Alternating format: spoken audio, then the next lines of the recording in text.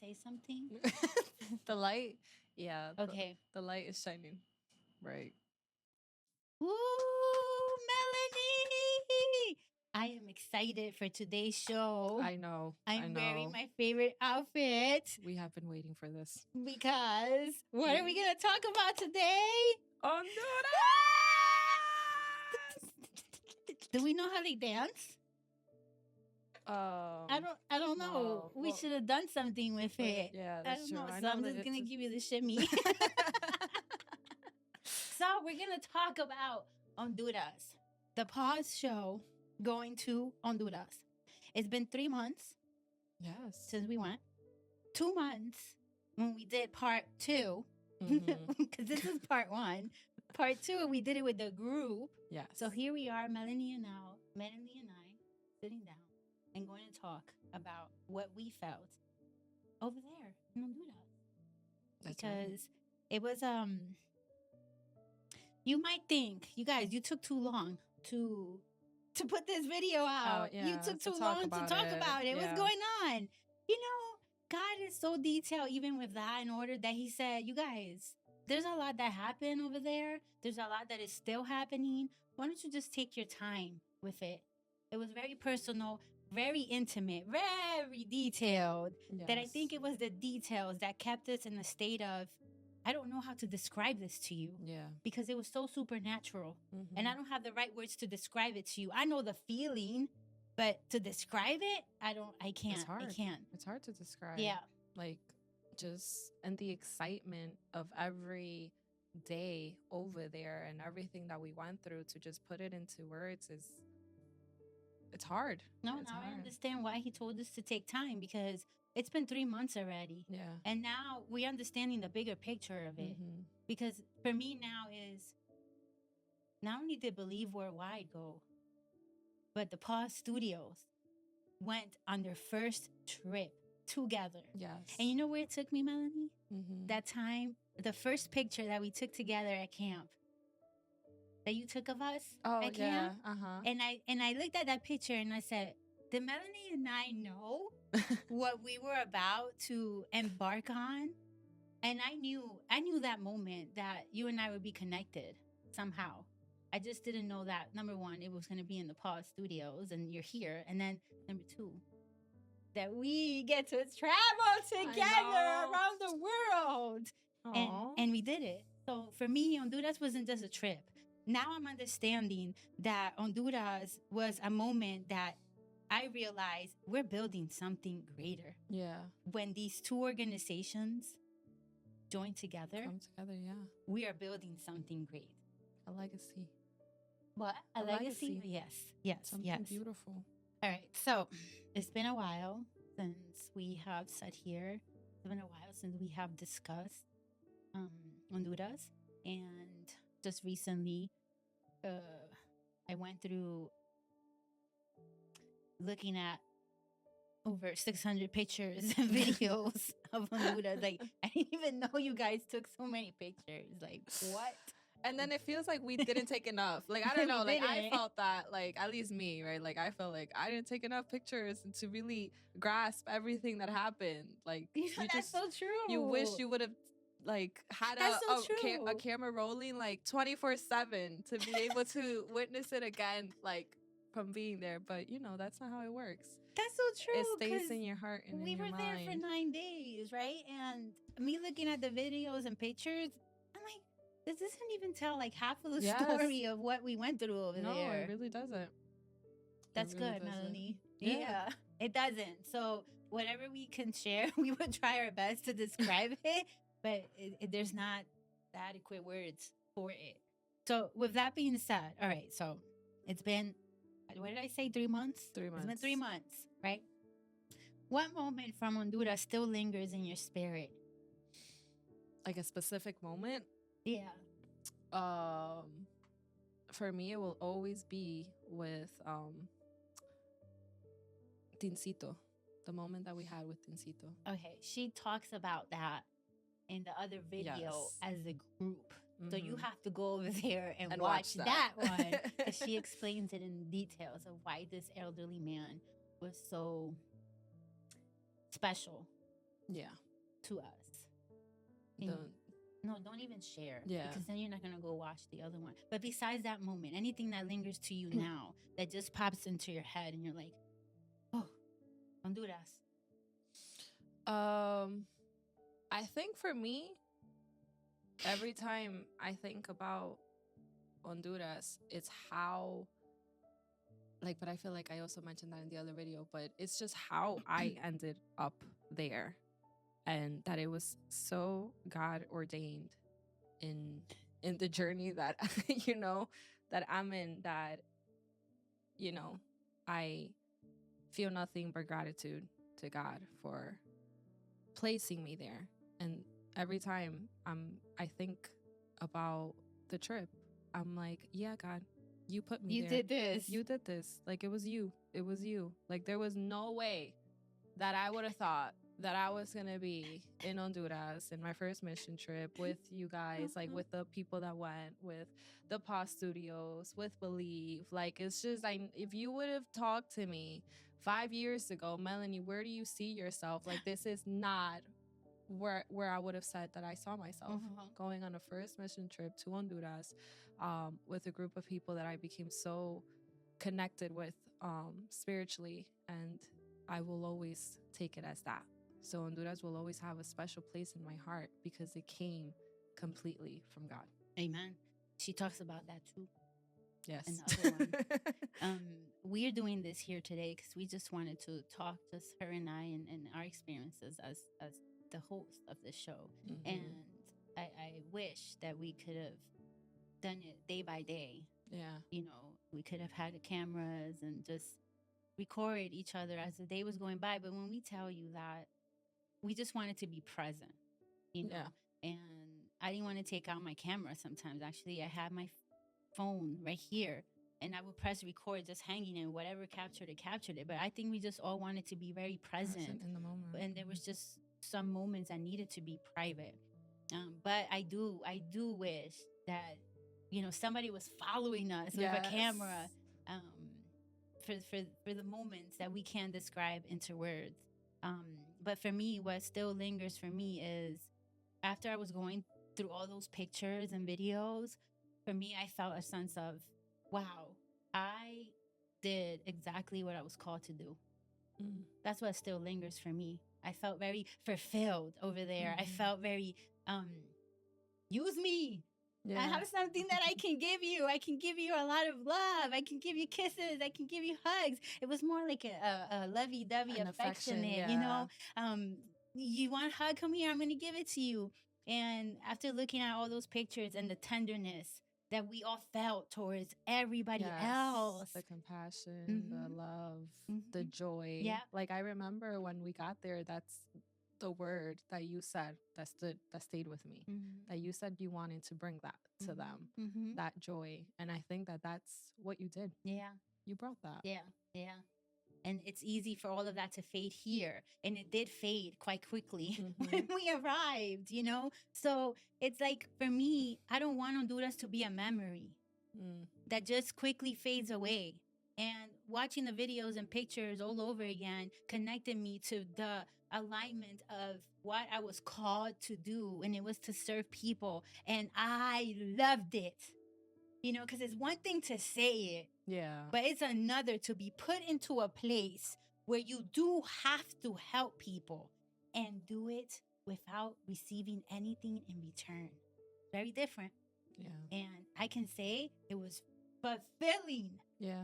Fulfilling. That it filled my cup and it was overflowed. And I don't know what happened when we got here.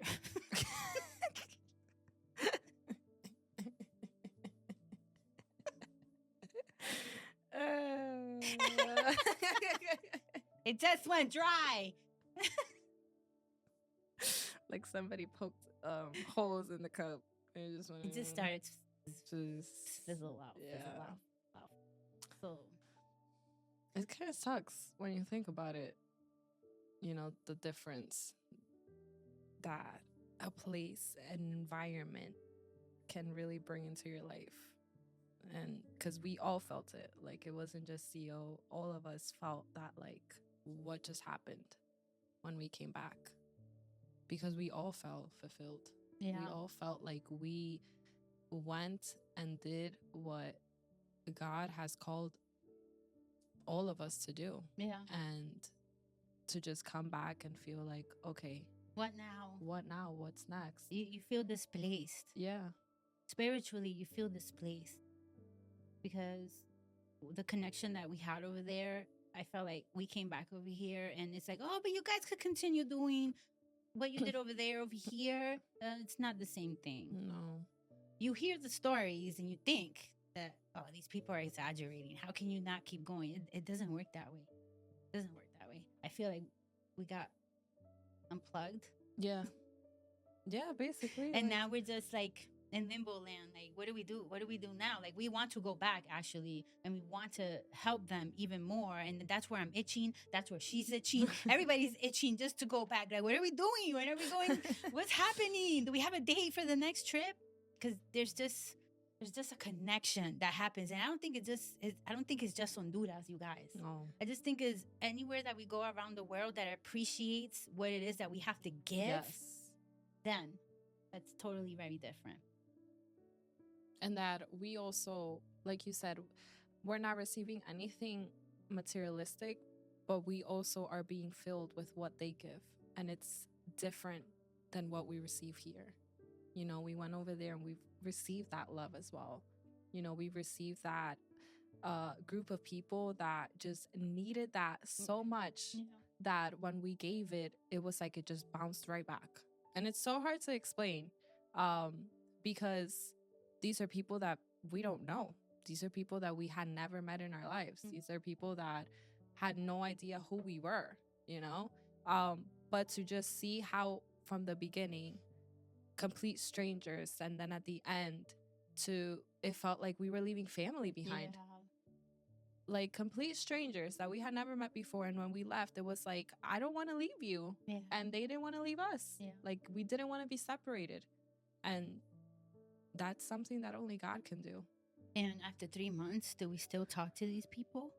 Yes, we do. That's right. I actually talk to a few of them every single day. We're texting each other because we just didn't go and drop stuff. We actually invested in everyone there. In emotionally, mentally, and there was a bond that was truly built with them, and they saw that we were there to really want to get to know them. I didn't want anyone to feel like we felt pity for them. You know, like for me, it's very uncomfortable.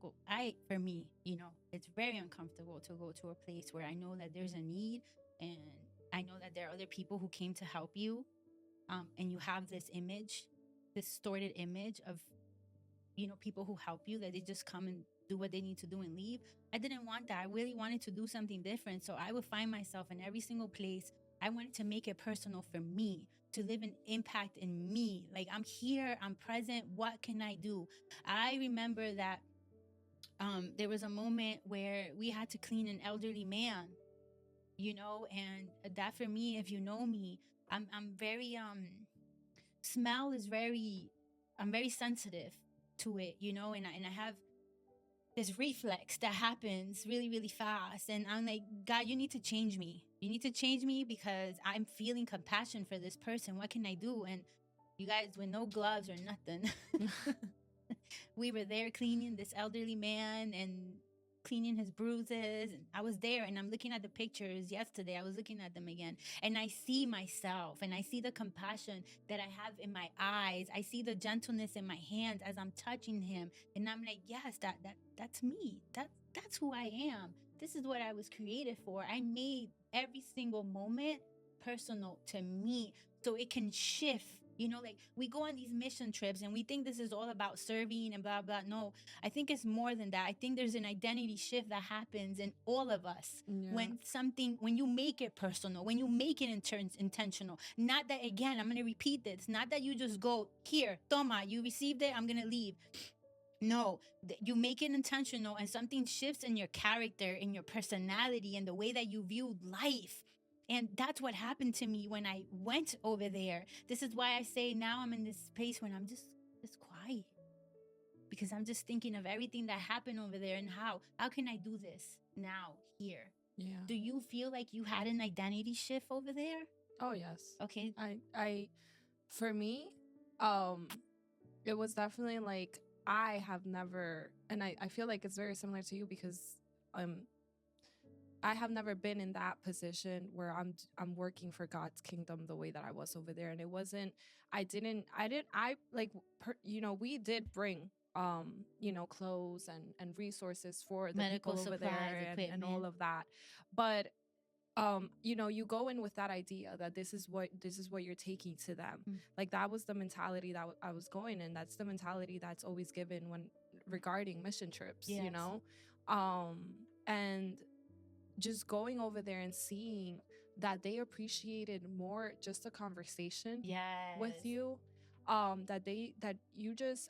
felt that so strong in my heart every time we went to go see somebody.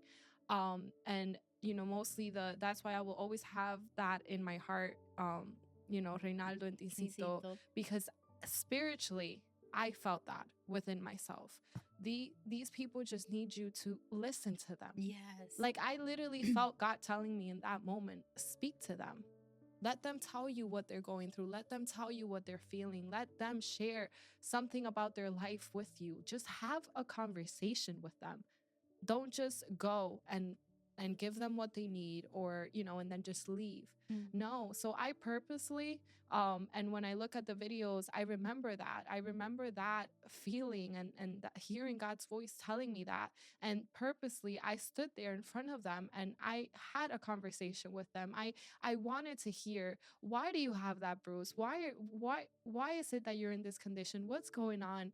And just hearing how they were so joyful, like they were explaining what happened to them in a joyful way. It's funny to talk about, but it's so humbling, because we complain, about everything happening in our lives, but we do it in such a pity way for ourselves too. Like, we cry, we do this.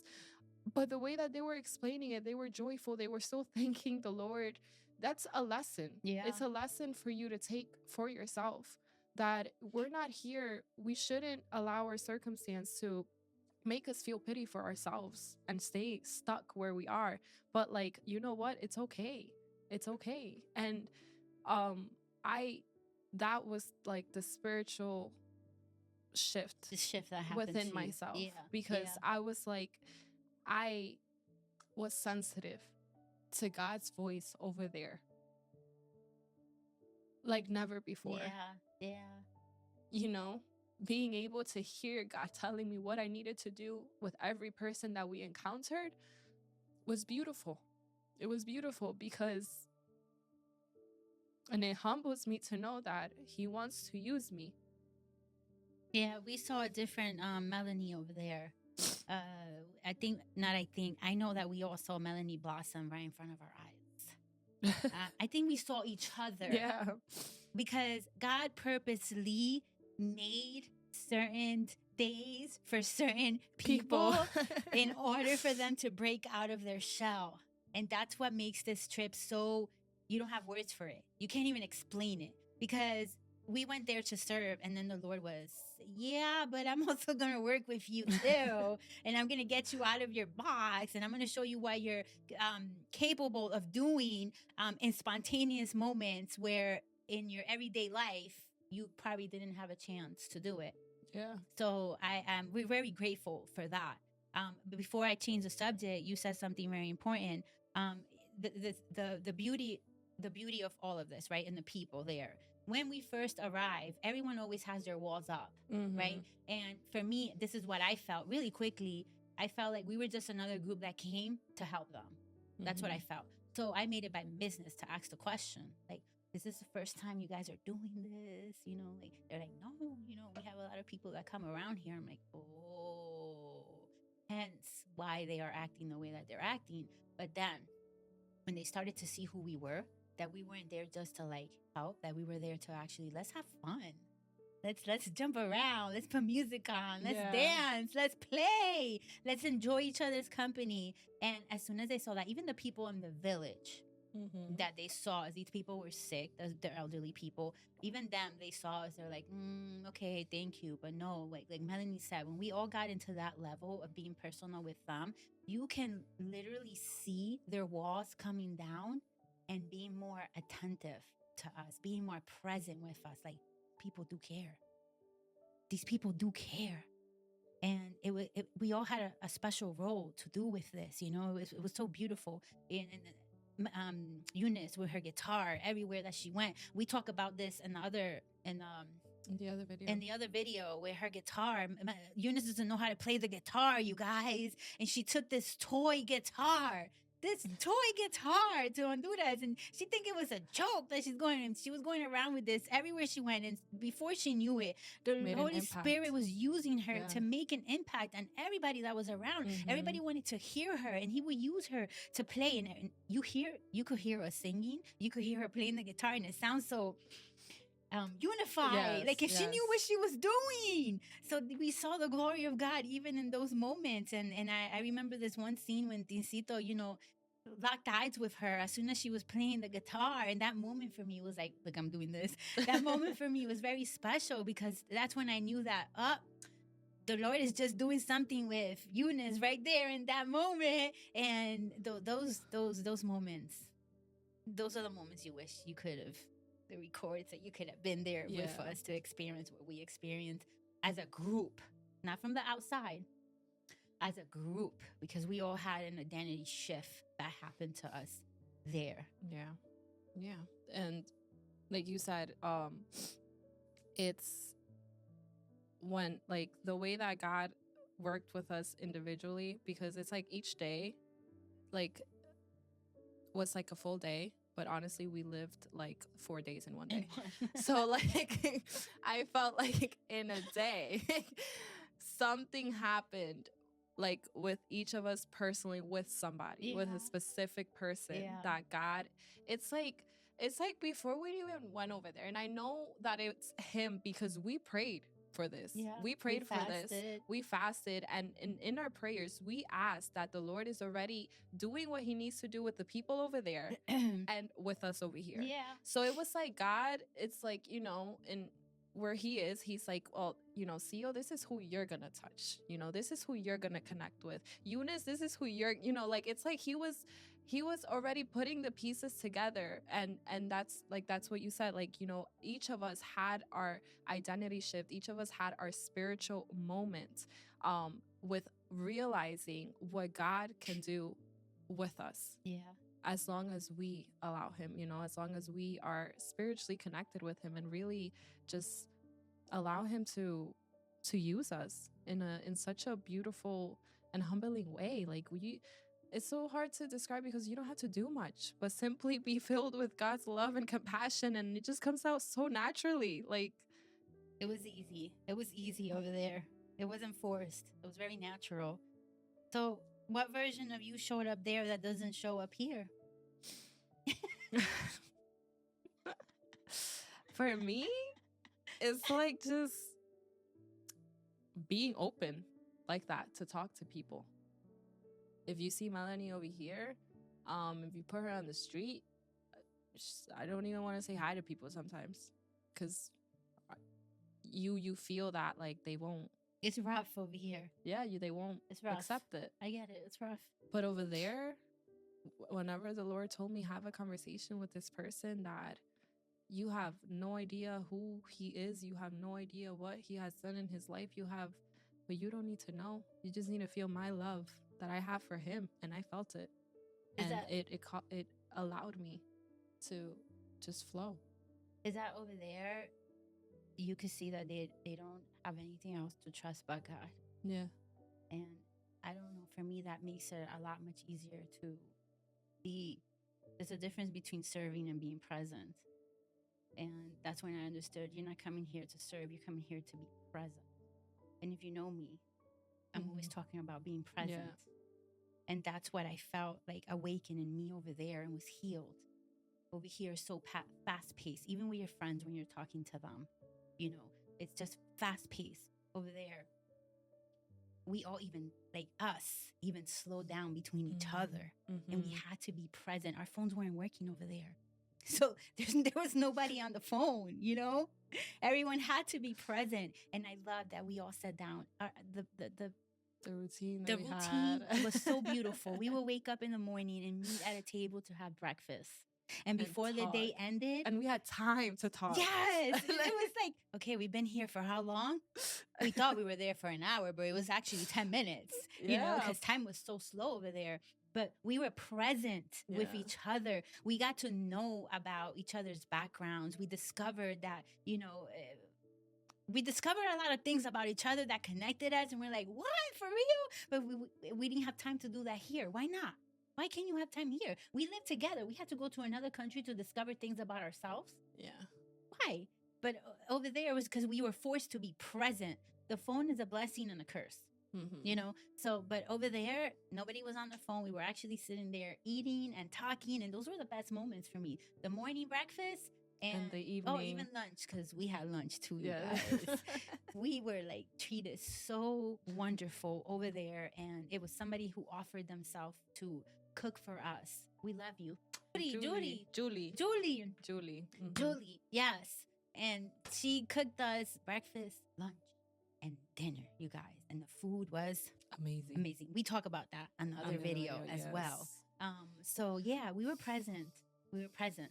So it wasn't just about serving. It was actually about God telling us, slow down a little bit, be present with yourself, be present with the person next to you, and be present with everyone that you're going to meet. And everyone understood the assignment. And everyone who was over there already, they were already present in their own lives. So when we just came in, they were like, okay, what do you have for us? Instead of tangible things, but what else do you have for us? Yeah. And what do you have to teach us? Yeah. They taught us, we taught them, and it was just beautiful. And I think that as the Pause Studio is going over there, I think that that's also God's intention, because we came back and we know that within the Pause Studios and within Believe, there's so much more. And that was just the opening, the beginning of something that within us, we grew that connection. And it's something that needed to happen, to be able to walk into what God is gonna allow next, phase 2 of this. Well, the Pause show and the Pause Studios and Believe was a spoken word that the Lord gave to everyone involved. And when God saw, okay, you guys are both moving on it, now let's start opening the doors to all of this. And this is what's happening now. And this is what I wrote. The Pause Studio is where we pause, and Believe Worldwide is where we move. So together, we're learning what it means to truly live with intentional. And I'm getting emotional.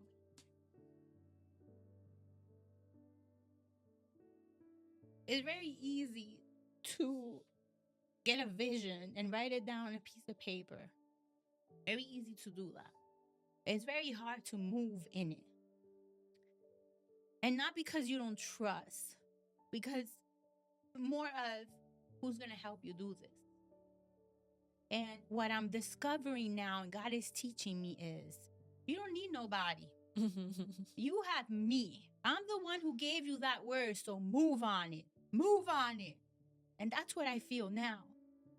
It doesn't matter if you see that doors are closed. I'm going to open them. Watch me open them for you. I just need you to move. Yes.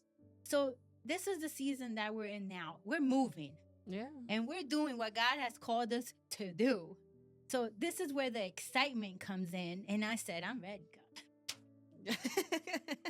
And we saw that so vividly over there. We experienced a God that was opening up doors left and right. Go ahead, girl. It was literally and we speak about this in the other video, but he was teaching, like you just said, he was teaching us how to fully trust him, because we believe in God. We trust him to not only give us a vision but move on it. But the way that we experience him over there, it's we we don't need anybody else, because you're gonna open up the doors. And he did that in so many ways over there, that, you know, every time we asked for something, it was like, okay, oh, bing, you know, like that's, it was like dropped, you know. And so it's like, what, like you said, what are we waiting for? If we have the one person who's gonna open up the doors for this vision to come to life, that's all we need. All we need is him.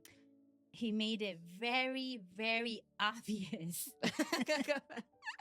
to the last moment that, hey, girls, I'm here with you. Like, even that last moment before we jumped on that plane. that lady came out of nowhere to talk to us.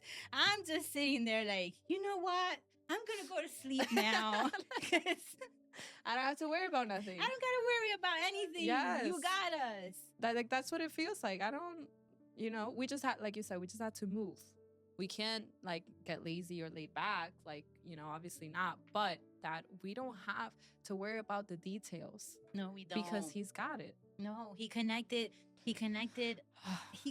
Eunice with a future potential running mayor. For mayor over there. And we end up knowing he's from Jersey. I think we talked about that in another video. He connected Jazmin, every airport that we went to. Because there was money. We just laugh because it's just like, this is, we're just shocked. You know, that was shocking, you know, like connected her to a mayor of another city in Honduras that wants us to go back and help them. Even the first day when we arrived and we went to that cafe place to get smoothies or coffee, we met a lady there who, she also works with the youth and wants to get connected with us. Everywhere we went, there was like a connection. Like he was waiting for us to move so we can have this intervention, interaction with them and say, yep, go ahead. I feel like he was doing this. Go, like that's what and that is, that's what I'm like, that is what we prayed for. That is what we prayed for. That he puts the people in the right place so that when we move and go over there, waiting for us, it's just there. It's just there. Yeah. So it was just beautiful. It always left me in awe. And I remember that last moment that we had with the lady in the airport, I looked at you and I was like, what's happening? I have nothing to say, but just, I'm in awe of who God, he was beautiful, is in our lives. And as long as we keep moving in this, he's got us. He's got us. This is where I stay, like this. like a little girl, like, man, you're so wonderful when we walk in obedience. Man, you're so wonderful when we're bold enough to walk on the vision that you have given us. Man, you're so beautiful and wonderful and so detailed in the things that you do. You know, like, I'm telling you, we don't have the right words in the English vocabulary to describe to you what it is that we went through over there. Everything was beautiful. It was supernatural. I only wish that you could feel what we feel, you know. The emotions were so real. So it was just God walking with us in this whole entire trip. So this is why we wanted to sit down and talk more in details, more emotion aspect of it. Because in the other video, we're talking a lot. We tried to do 9 days and 3-4 hours, and we weren't successful because there was a lot of things that were left out. But I'm telling you, it was beyond what words can describe. It really was. And I feel like you said, we still had so much more to say. It's so hard to really go into details with everything that we went through.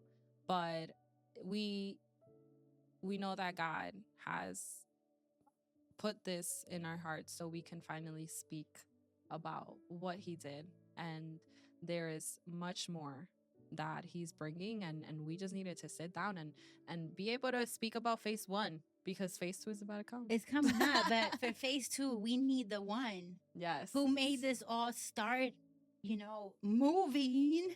And I want her to come and sit here and speak more detailed, you know, because we did talk about it in the other video, but I know that she has a lot more to say. So Miss Jazmin, please come on to set. It is your turn to talk about Honduras phase number 2 that we're going back. Oh my God, look at who we have here. Wow, what a privilege and an honor to have in our studios the president of Believe Worldwide. Woo! She doesn't like that, you guys. She really doesn't. She doesn't like that. This is why we do it. I'm getting hot. But we're here with Jazmin. Jazmin, how did we do? Are you proud of us? What a question. Were you proud of us? Of course I was.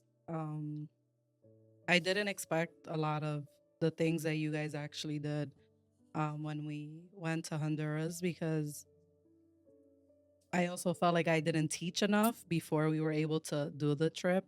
And then I was like, you guys have never done this before. Like, what are they going to expect? And what will they actually figure out to do once they're over there? And when I saw you guys like just take the rails, I was like, I am not doing anything. I looked at you guys and I was like, you guys do as the Lord leads you, as you feel in your heart to help whoever is around you guys. And I think that was like the best thing, that freedom of like not having to be on top of anybody and like always trying to instruct people. So I thought that was really good. And all of you guys did it in your own different ways. So it was cool. Just to let you know, Miss Jazmin here has control issues. But in Honduras, there was none of that. No. Right? No, there really wasn't. There was none. You were free over there from that. And I was admiring that because I felt like you trusted us to know what we were supposed to do, even without you telling us, you know, and instructing us, like, oh, you guys open the boxes, put the clothes out, go do this, go do that. She didn't tell us none of that. It was like there's mutual unspoken understanding of like, you're here. And because we had that passion to be there, it just flew out of us to do whatever we needed to do without anyone telling us what to do. Yeah. She didn't have to say anything to us. She was confident in us and we trusted her, and then she could have gone her own way to do what she needed to do, which was to deal with the leaders that were over there. Yes. Let us do what we need to do. So we like Honduras, Jazmin. Okay, I have a question for you. Okay? No. What did this trip personally stir in you as a leader? Well, I think like what you were saying before, I have control issues. I think that when you're led to have the team that's correct for the missions that you're doing, you can be a better leader. And that's something that like I personally asked the Lord before we went on this trip, like, God, just let the ones that are supposed to go on this trip. You know, the ones that you're calling for this mission, the ones that are going to work, the ones that are going to feel the compassion for the souls, for the people over there and what they're going through. Just let them go, because that makes my workload easier, where I feel like I don't have to, like we were saying before, be on top of people, you know, tell everyone what to do. When we were over there, you guys said, okay, what are we doing? When are we going? Are we going to do this? Are we going to like, I didn't have like a schedule that said day 1, this, day 2, that. No, it just, everything just flowed according to everybody's worth ethic. So I think as a leader, that's something I took back, where I'm just like, all right, God, before my next mission, I have to talk to you first. You know, you have to coordinate who's coming. You have to get everybody to be able to go.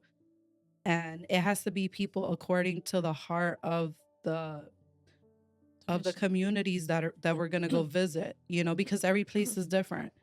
Honduras is not the same as Africa. I've been to Africa. There's a different type of person that you have to be over there according to the type of people that are receiving you. And it's not like Honduras. So I feel like, for example, in Africa, you have to have thicker skin. Um, although we're like non-religious because we're all Christian, you know, on this board and running this, there is a lot of spirituality in Africa that we experience some portions of it in Honduras, but I feel like in Africa it's very present. As soon as you land, you feel it.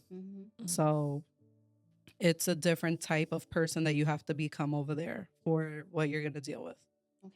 Okay. So, as a leader that you went over there, did you discover something about yourself that shifted your identity?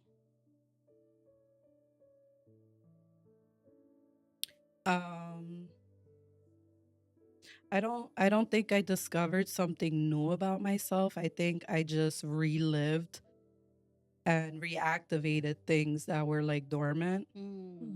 So like my way of leading. I had a certain type of way many years ago on how I led, you know, groups and stuff like that, because I've been leading since I was 12.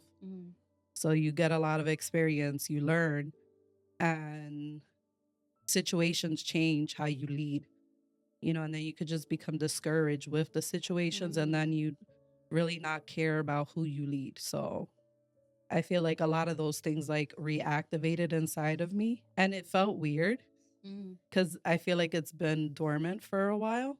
So I think it was just easy to spark all of that stuff back inside of me. So like trusting people, like I felt like I was able to trust you guys. Not do it all yourself. Right. That you can hand off the work to other people. Right, exactly. Yeah. Which I think that's my biggest issue as a leader that I stopped doing, where I can't trust people. So I feel like I was able to I like like I walked so free over there that I was like just let it be, you know? Isn't that a good feeling? You know, especially in the part that we're weak to, right? And in her case was the control. You Yeah. know, over here it's a lot different, but over there that's something that confronted you, and you had to step back and say, well, okay, I have this issue, but I'm gonna fight it because I want to leave here differently, and I want to be able to trust, and I want to be able to expand in my leadership. Because when there's an emotion that takes control over us, there's really isn't more that God can bring to us again, because you still have that. But once you put that on the table and you allow freedom of that control, and now you start doing other stuff, like we saw you, sometimes we wouldn't even see her. She would just, where's Jazmin? Yeah.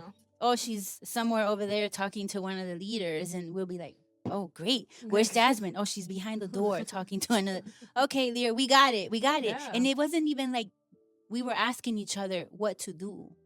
It was just an unspoken instruction that was happening between all of us, that we knew what we needed to do. And you didn't have to worry about that. Do you think that you, again, grabbed that trait as you were here? Or did it change you?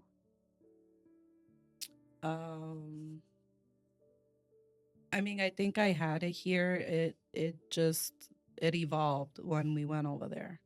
And not only that, like a lot of things about me evolved. Like doing the one-on-ones with the leadership specifically. Oh my God. It was rough. And the Spanish too, yeah. which it's not her first language. Yeah. So like understanding like how they run things and their perspectives, and you trying to fit your agenda in with how they live and how they are is difficult. It's so different in the Western world. You know, when you go overseas, everybody's lives are not like ours at all. So it's hard. Yeah. It's hard to adjust. It's hard to, like, what they call leadership, I may not look as leadership. You know, it doesn't look to me like you are a leader based on how we're interacting, but that's what's considered over there leadership. So, you know, over there and everywhere, because this is not my first time doing this, I just felt like I was more involved with the leadership this time around. Yeah. So it's like, it's different. You know, everybody has a different personality. You have to come to certain accords with people, even if you don't like it. you know. It's always for the better of the people that we're serving, whether we like things or not, you know. So And this was good for you too, because Jasmine is not one to talk a lot. no. And she was challenged on this trip to speak because she is the president of Believe Worldwide and she was the face. None of us were, and we were happy to let her do that. Like, let us do the manual stuff. You do the talking, and you did it. You Yeah. did it. You did it. We saw you. We saw you in action, and you did a good job. And you handle situations in the best of the knowledge that you do have. So be proud of yourself.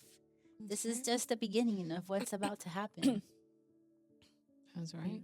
Because I know you said like you've gone to a lot of missions, but this is your first mission trip with a team. Yeah. So really with you as Like with my team. as a leader, you know, like I obviously, like she said, she's been in leadership positions since a young age, but I think that this was the first time that God allowed you to go to a mission trip as a leader of the organization that he gave you. Right.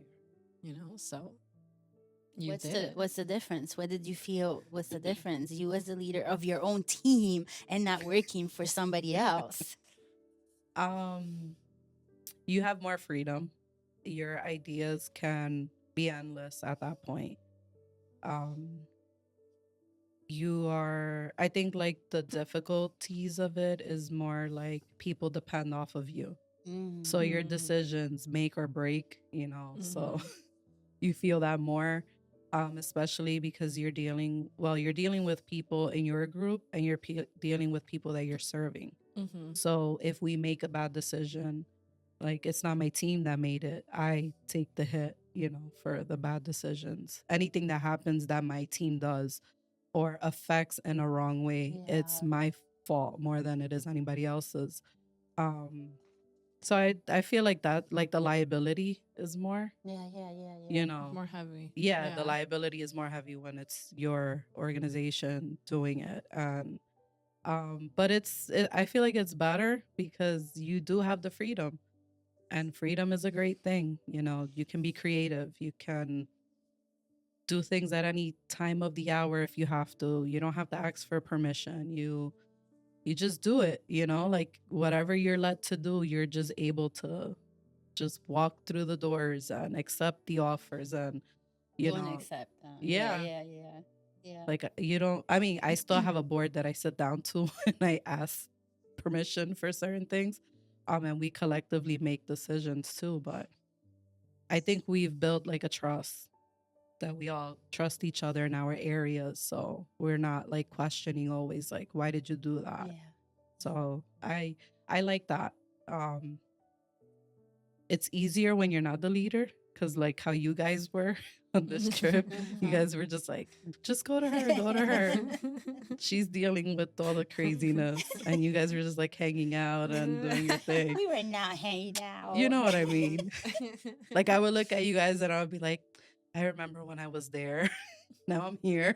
But I think it's like I think we all in a way, at least me, the way that I thought it was like purposely allow you to see yourself as that leader. Yeah. Like I know that there was moments that maybe we could have answered certain questions and handled it. Yeah. But at least for me, I was like, you gonna go talk to Jazz because she's the leader. And that's God has brought her here as a leader. So she needs to start walking in that. So it's just us, seeing that side of you. And we really just wanted you to see that side of yourself. Believe in yourself. Believe in yourself and see yourself the way that God sees you. And for that trip, it was as the leader of a team that you brought upon, and that he gave to you. And we're like, we're here for you. And we had her back, obviously. Yeah. But having your back is also allowing yourself to be challenged in a way that maybe, we could have been like, we could have answered all the questions and took control of it. But no, I think as a group, I think that we were like, no, she's got this and she has to do this. Yeah. So. Yeah. Yeah. That's good, Melanie. We just didn't want to intervene in anything that the Lord was trying to teach every single one of us. We knew that boundary. We knew when he was there. We knew what he was doing. We knew what he was teaching. Just stand back and let me do what I need to do with every single person. So speaking about that, do you think that you came back with growth as a leader? That's one question. And with that also comes, when you look at what happened in Honduras, do you think that God was showing you something different in what he wants belief to continue doing? Okay. So for the growth part, I definitely feel like I've grown. I think I matured. I think it was like a harsh molding a little bit in Honduras. But I feel like it dealt a lot with like my character when I went over there. And I think what was really good about the experience with certain situations that happened over there was the sitting down at like I call you guys like my counsel, sitting down at the table and like you listening to the reasoning behind everything that was happening. Whether I was right or I was wrong, that was a lot of learning moments for me. So I felt like I grew in listening and listening to counsel to people with wisdom, because I considered every single one of you guys having wisdom, and correcting me because I was corrected over there. I didn't do everything right, obviously. The trips don't go 100% like perfect. There's bad times, there's good times. Even though we don't speak about it, we just kind of tell everybody what we went over there to do. But in the back end of it, there's hard moments too. So I felt like the growth in my character, like it changed how I view creating this second time around. There's a lot of things I wouldn't do that I did. There's a lot of things that I will change for the second time around. And there's new goals. Like we saw the actual necessity. You know, sometimes we think that we're just going over there to get food, you know, because world hunger is a thing. But it was a lot more than world hunger, you know, what we experienced over there. So looking for the new growth, or the new opportunities over there, and it's very different from what you see on TV. Yeah. You know, and that's where I feel like, and in reference to believe, where we're going with this is in that direction. Like it wasn't just for food and clothes. Like that was the initial, like, let's go and look.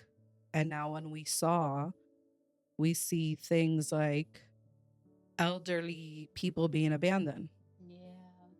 That was a really big thing over there. I didn't realize there's as many children as there are elderly, because there's no youth really there.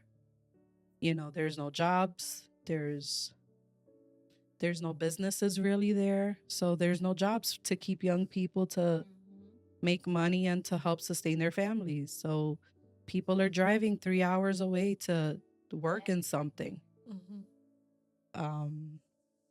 So we saw that need. We saw need for a better schooling system. We saw, like, me personally, I study technology. There's no technology over there. There's not even internet really. And that personally, that bothers me. I'm like, you know what it is? Like, kids don't even have a laptop. Like, they can't even connect to the internet really over there. So it's like, you don't even know what's going on in the world. And those are new goals that I personally have for the next trip over. I want to make it more educational. I want to be able to supply support for the elders that are over there. The same way that we have like elderly homes here, they don't have that over there. And I feel like that would help support a lot of the people that we saw. And you guys will see in the videos where these people are left. They look like they're living in little tin cans, just waiting to die. So, and it's too much for even the immediate family to help at this point because everybody's still trying to figure out how to make a dollar over there. So you forget. And, things like that. They need a lot of resources, not having running water, not like, I feel like it's 2026. Yeah. Some places are just super underdeveloped, even having the river right next to them. Like, people should be able to at least have water, Water is free. It doesn't belong to anybody. And the fact that we didn't even have that in the place that we stayed, it's very sad. It's very sad. And I know that if we sit down with everybody saw something, from the kids to the adults to the families to the houses. Like, I know Patrick was like, how do we put walls in these people's houses? Because they literally had broken tarps that were full walls, like 12 feet walls were just tarps, broken. And then they sleep on the other side, and it's like, how? It's crazy. It's a crazy world that we live in. But we just hope to be able to really touch the need to help them develop themselves, to be better people. So that's really it. Okay, so now that we're talking about, wanting to help them out, we are entering into phase number 2, if you didn't know that, because we got the green light already to go back. And the Lord has been opening doors that even now, again, there is no words to describe how we feel, and we waited. It's been 3 months and we've been praying for this. And it just happened recently where, it's like, yes, yes, yes, yes. You guys need to go back. So can you introduce phase 2 on what it is that we do need this time around and how people can help us make it possible?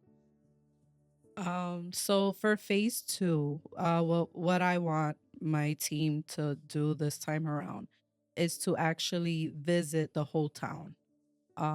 We were kind of limited with time, and we did like certain activities while we were there, but we didn't really visit the whole town around to see exactly what was there.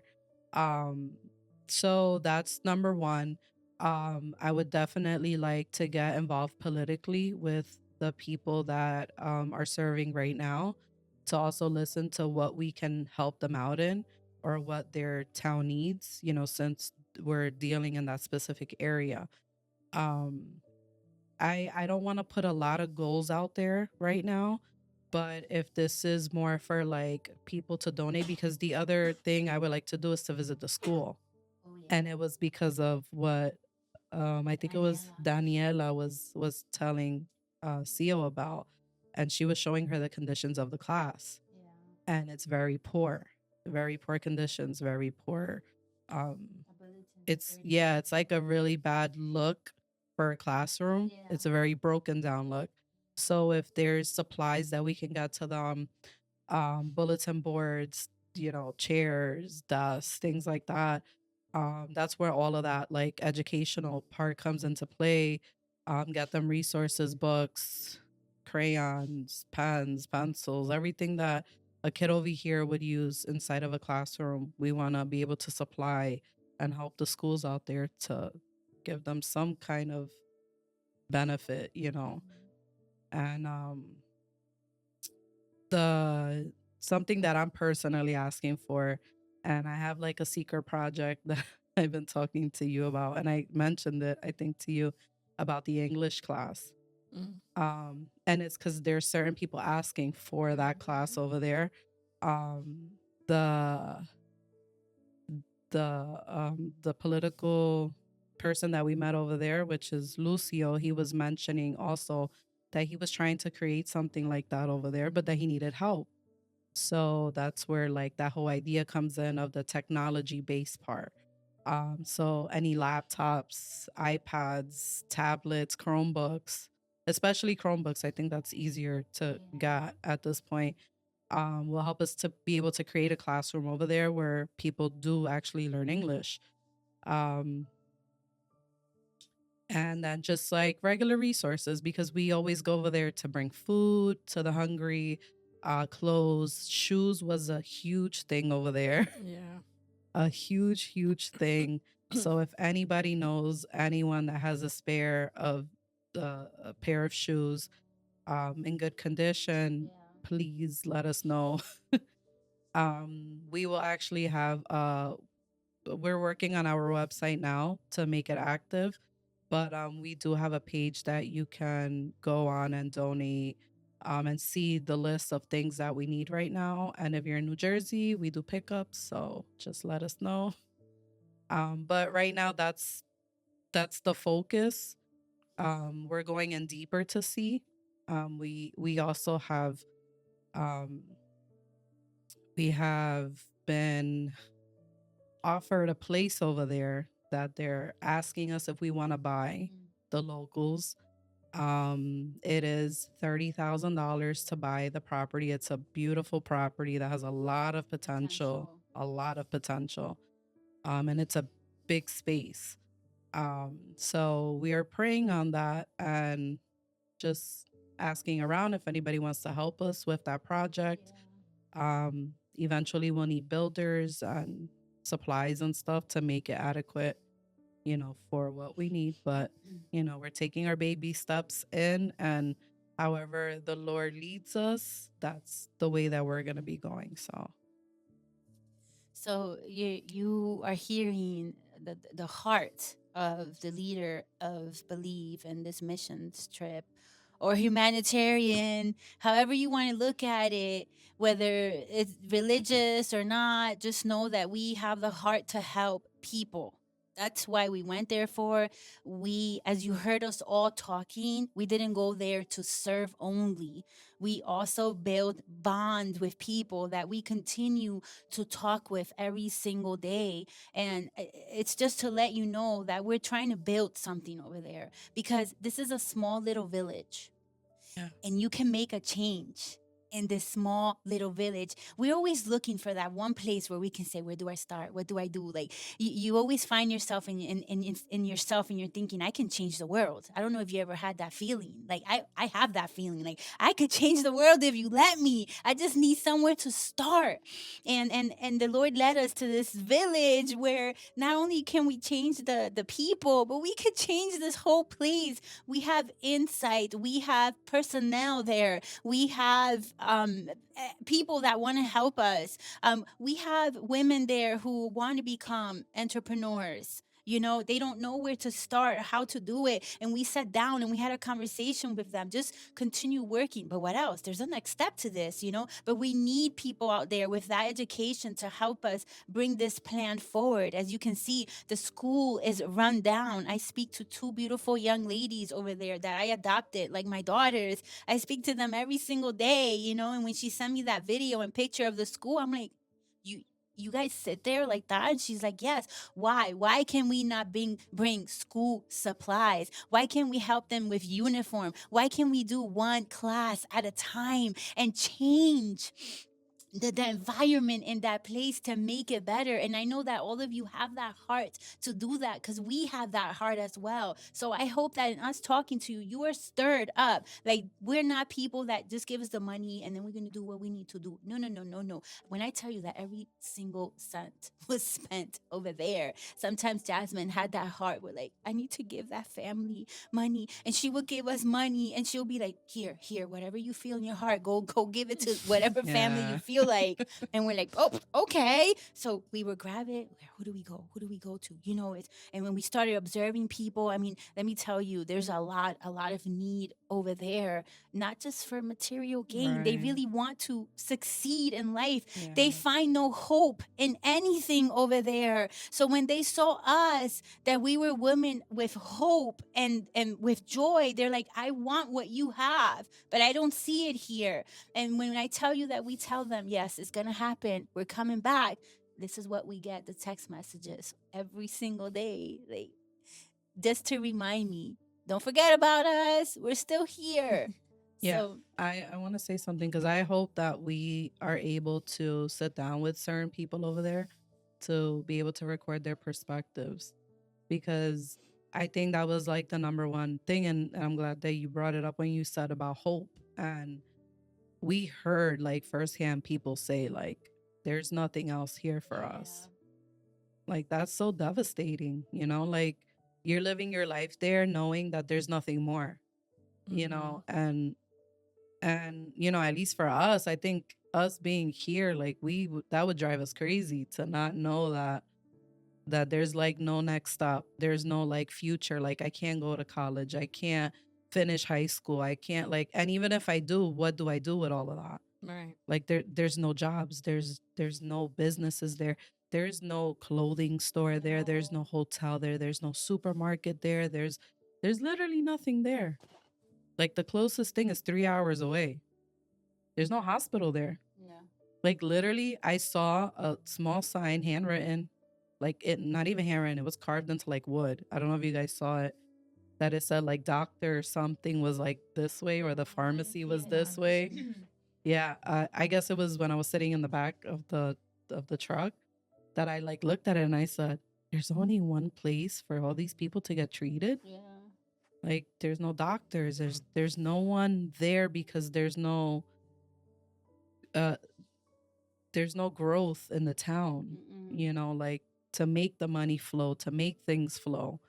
And that's what I hope that we are able to do over there, to spark enough people to be able to bring people that invest into that place to help them.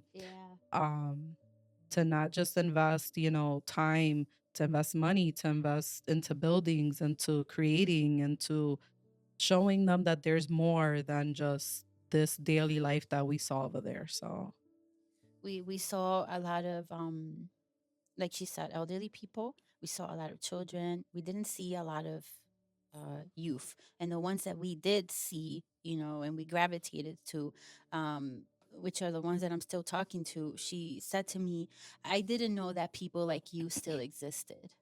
oh my God. You know, you have given me a chance to smile again. You know, and I send her videos of us and little things that we do that are funny, and she loves it because she's like, "You guys are always happy," and I'm like, it's something that we take for granted, you know, like yeah. we take for granted, and for them, it's very. When I tell you, is a life that every day is, we say every day is the same thing here, you know, but over there, every day is the same thing. Because there's nothing to do over there. Nothing to do over there. It's just a little town where it's quiet and everyone has to be home at a certain time, and that's it. So if you are stirred up with our stories, please, if you have any questions and you want to know more in details, but this is your chance to help us build the foundation of a place that actually wants us to help them. Yeah. Not that they're going to push us out. No, they actually are waiting for us to come back. Do you want to say something before I was just gonna say that who you were talking about, that the young girls, they're not even from that town. No. They're from another town. Village. Yeah, they're from another village, right? They're not even considered towns, they're considered villages. And we had specifically one little girl that walked from her village. How long was that? It was like, she said it was like 3 hours of walking. Yeah, that we met at the end. Yeah. That as we were leaving, finally to leave the area, we passed by her village, like the opening of her village, and we found her there. And we were just all looking at each other like, does she walk all the way to where we were? And it's not a straight road. It's like she's walking up hills with terrain. rocks. Yeah, it's rough terrain. It's literally like it's like you're driving inside of a mountain. And it's dusty. Yeah. And to know that, how old was she? She must have been like 7 years old, right? Yeah, she was like 8. And she was with her grandmother. Yeah. No, it was her mom. Oh, that was her sorry. mom? Yes. That was her mom. Yeah, that was her mom. Sorry. Yeah, she was with her mom. Her mom was elderly. She was an older woman. So just to know that they did all of that just to make it to where we were, to be able to take any resource that they could and then walk all the way back with it. that's, you didn't have words for that. Yeah. And we were surrounded, I think, by like 7 or 8 villages. Yeah. We There, couldn't visit all there of were them. ones that were close, but there were other ones that you couldn't even take your car in. Like, we would have to actually make it to the front and then walk the rest of the way in. So just to see that they live like that, you know, and all these people came, like the day that we were there giving out the clothes in the center of the town, people came from all these places because they heard that people were coming with resources.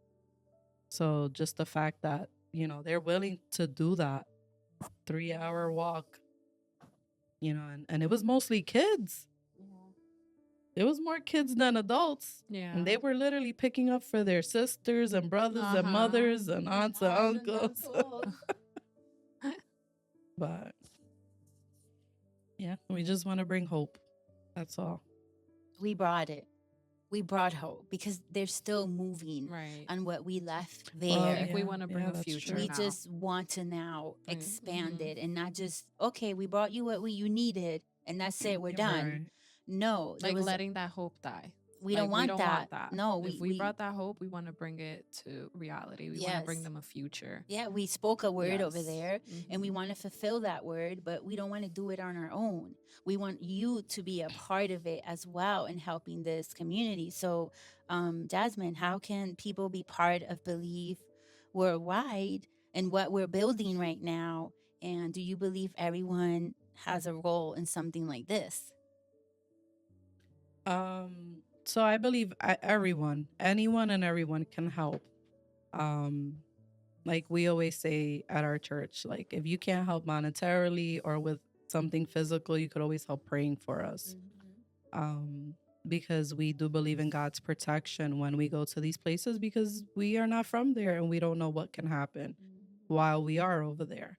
So besides prayer, you can give monetarily. We have our website, a web page, that you can do that at. We'll leave a link in the description if anybody wants to give. We are based off of New Jersey, so if anybody wants to physically drop things off, we also have an address that you can do that at.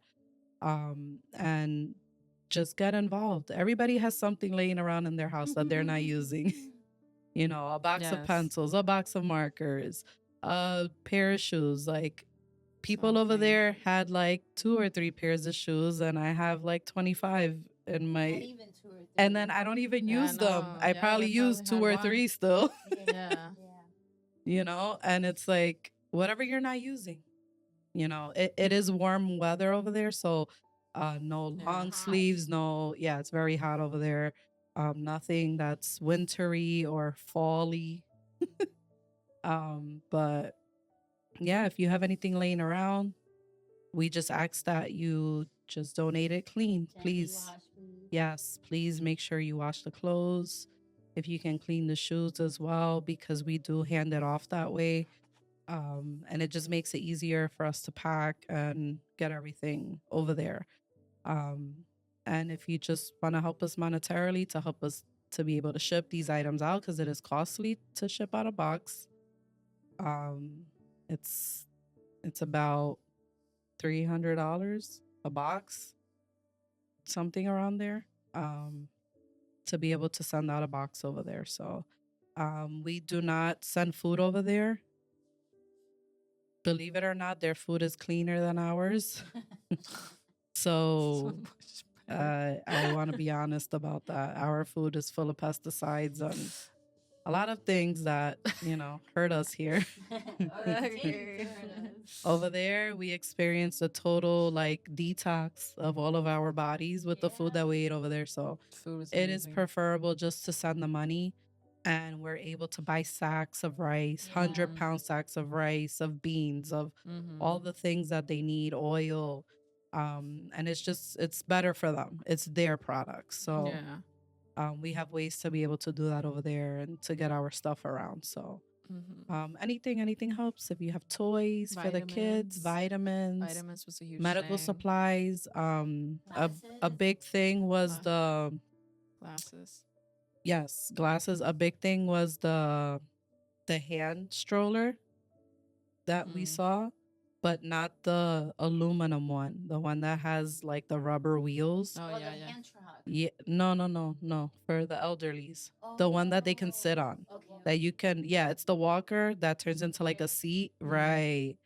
Something like that, because there are a lot of elderly. The aluminum ones with the two little wheels does not work over there. Neither do wheelchairs, because it's just rocks everywhere and Mhm. there's no way for them to actually push it. Yeah. The only one that they were able to push was the one that had the four like heavy duty, Big wheels. yeah, big rubber wheels. And then we were able to give that to somebody that had just had a stroke. So any kind of medical supplies, anything you have laying around, a hand, any canes, anything like that, bandages, anything that you have laying around, you'd be surprised. We will find use for it. Oh, they were very excited with the Irish Spring soaps. Oh. That was a big hit over there. Everyone was excited about those. It makes you feel very like, wow. Even the water bottles that we brought, that we were carrying around. Which the one? water, the filter water filter bottles. water Oh, bottles. But yes, it's like they don't yes. even have that, like the kids. Like, I'm not talking about the filtered ones, but even just regular like plastic water bottles. Yeah, like the ones you get a Five Below and stuff. Even that they were excited Yeah. for. What is that? And Anybody that's into sports and is a sports teacher or a sports company, soccer is such a big deal over there. Yeah. They have a soccer field, they have a basketball area. It's a little rundown, but The soccer balls were a big hit too. yeah, they really Yeah. were. All the boys were The waiting kids for were that. fighting for the Yeah. soccer balls. And I didn't even think, I only brought a few just to test it to see if that was something that they were into. Right. And they were like, I want to win a ball. So things like that. Yes. Melanie, would you like to ask a final question? No. I think that we have covered everything. What are you most excited about phase 2? I get excited in planning, believe it or not. Because it's like surreal when you see it all come to pass and you're just like Yeah. sitting back and you're like, I was not that long ago like writing this on a piece of paper. And then it's happening before your eyes. We get our experience with this too as the people that lead it. Yeah. But I think the satisfaction in the end is seeing that it actually helps them. It does a good to them for their futures. And that, like, you can't put price on that. Yeah. Well, I remember when I first spoke to Jazz about missions, something that she, and this would always stay with me, that she said was her goal, her vision, as this is something that God has put in her heart to do. She said, I'm not there to just bring things to people, but I want to be able to create a future for them, that even when I leave, they're able to continue being okay even though I'm not there. So I think that this is really, that we went to Honduras and that we are now going into phase 2. I'm just proud because God is doing what he gave you to do. He didn't give you a missionary heart to go and bring stuff to people. He gave you a missionary heart to do this, to go places and create faces of a future to people. And you're going to do it. And Honduras I think, is the baby of future other nations that you're going to get into and create something huge. But Honduras is the baby that I think I'm just proud. I'm proud and I'm honored to be a part of it, so take it in. Yeah. Take it in, because this is the start of something really big. Amen. Oh, this is what happens when storytelling and missions meet. This is what we create. Just so you know, Believe does have a board of 5 women or 4. We're 5 right now. 5 women Right now. right now. I love that she said that. I love it. I love it. We're about to expand. Oh, praise the Lord. That's how you need to talk. That's how you need to talk. Believe in what you're saying. Let it flow in the air. Let it like land somewhere fertile. And the people that you saw on this trip are her moving soldiers. They're the gold team. Yeah, we're the go team that when the next team comes, we're the ones who are going to tell them this is what you need to do. This is what we need happening, because I know that this is going to become something greater. So please, you guys, we're going to have a flyer that we're about to put up, I guess, as I'm talking.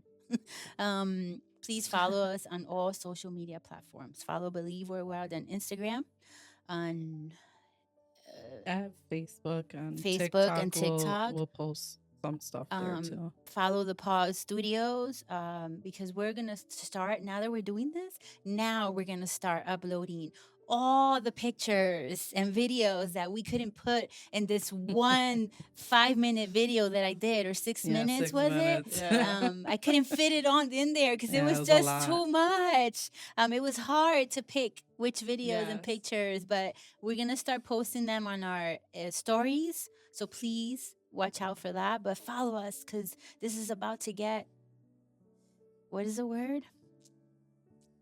Moving. There you go. Going back. This is about to get moving. So any final words from you? No final words, but like I said before, if you want to be part of the project, just reach out.